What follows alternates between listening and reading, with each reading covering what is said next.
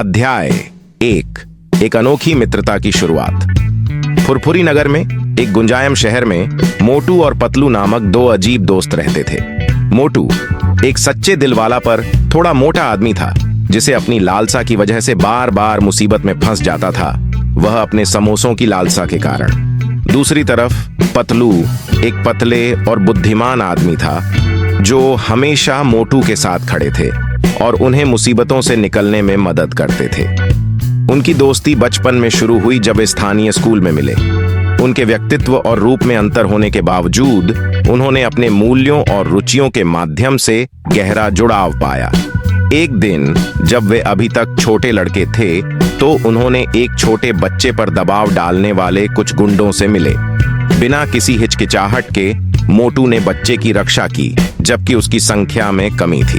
अपने दोस्त को मुसीबत में देखकर पतलू तेजी से एक योजना बना ली थी, जिससे वह गुंडों को फर्जी और दिन को बचाया। उस दिन के बाद उनका बंधन मजबूत हुआ और वे फुरफुरी नगर में जाने माने बने दोस्त बन गए, मोटू पतलू। अध्याय 2। फुरफुरी नगर में उत्साहित अनुभव। जैसे जैसे वे बड़े होते गए, मोटू और पतलू की दोस्ती और गहरी होती गई और वे अनेक यात्राओं पर साथ निकले।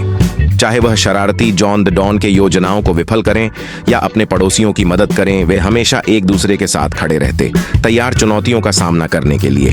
उनका सबसे यादगार अनुभव एक दिन था जब उन्होंने एक रहस्यमय मानचित्र पर पाया, जो किसी छुपे हुए खजाने के लिए मार्गदर्शित करता था, जो फुरफुरी नगर के आसपास के जंगलों में छिपा हुआ था। उत्साहित रहते हुए मोटू और पतलू ने अपने काम में कोई विलंब नहीं किया। उनकी यात्रा जोखिमों से भरी थी, जब वे घने जंगल, खतरनाक नदियों और रास्ते में जंगली जानवरों से मिले। लेकिन इसके बावजूद उनकी दोस्ती और संघर्ष कभी नहीं रुकी। रास्ते में उन्होंने नए दोस्तों से मिले जो उनकी यात्रा में मदद की, जैसे कि डॉग, झटका, उत्कृष्ट आविष्कारक और घसीटाराम, झानी पुराने दुकानदार। कई परीक्षाओं और कठिनाइयों के बाद वे अंत में मानचित्र पर दिखाए गए स्थान तक पहुंचे, सिर्फ यह जानकर कि असली खजाना उनकी दोस्ती थी और उन्होंने जो यादें बनाई थीं। फिर भी वे खाली हाथ घर वापस आए, जानते हुए कि जब तक उनके पास एक दूसरे का साथ है तो कुछ भी नहीं है। अध्याय 3। 7 मुश्किलों का सामना करते हुए। चाहे उनके कई जीत हों, मोटू और पतलू की दोस्ती के सफर में चुनौतियों के बिना नहीं था। कभी कभी जब वे असहमत होते या एक दूसरे के खिलाफ थे, तो खुले संचार और सम्मान के माध्यम से वे हमेशा एक तरीके से अपनी असमंजस्यताओं को हल कर लेते थे और पहले से ज्यादा मजबूत हो जाते थे। एक ऐसी चुनौती आई जब मोटू ने स्थानीय खाने की प्रतियोगिता में हिस्सा लेने का निर्णय किया। पतलू के दुख के बावजूद, मोटू की लालसा जानते हुए कि वह अत्यधिक खाने के कारण मुसीबत में पड़ सकता था, पतलू ने उसे प्रतियोगिता में शामिल होने से रोकने की कोशिश की। लेकिन मोटू ने अपने आप को साबित करने का इरादा किया और पतलू की चेतावनियों को नजरअंदाज किया। जैसा कि अपेक्षित था, मोटू का अत्यधिक भोजन मुसीबत में लाया और उसने भोजन के कारण कोमा में पड़ गया। अपने आप को दोष देकर पतलू ने खुद को दोष दिया कि उसने अपने दोस्त को खतरे से बचाने में नहीं सहायता दी।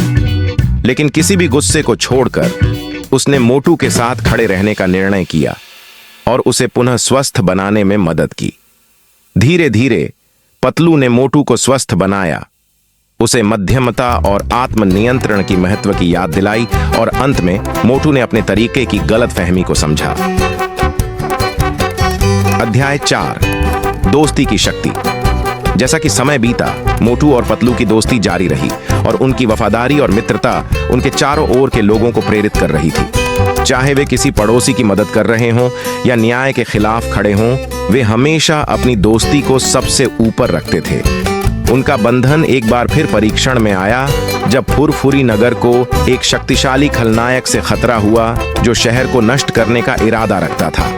खतरे के सामने मोटू और पतलू ने अपने दोस्तों और पड़ोसियों को एकत्रित किया, अपने प्रिय शहर की रक्षा के लिए मुहिम चलाई। साहस और दृढ़ता के साथ उन्होंने अपने विरोधी के सामने सीधे हाथ बढ़ाया।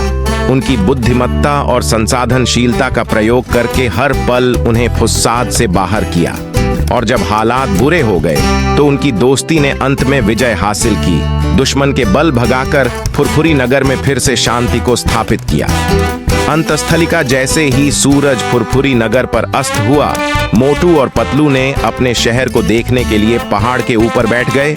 उन्होंने अपनी यात्राओं पर और उन्होंने उस बंधन को विचार किया जिसने उन्हें सबके लिए विशेष बनाया था। मुस्कान के साथ और हाथ मिलाकर उन्होंने एक खामोश वाय बनाई, एक दूसरे के साथ हमेशा के लिए खड़े होने की एक चुप संविधान की, जानते हुए कि उनकी दोस्ती सबसे बड़ी खजानी है।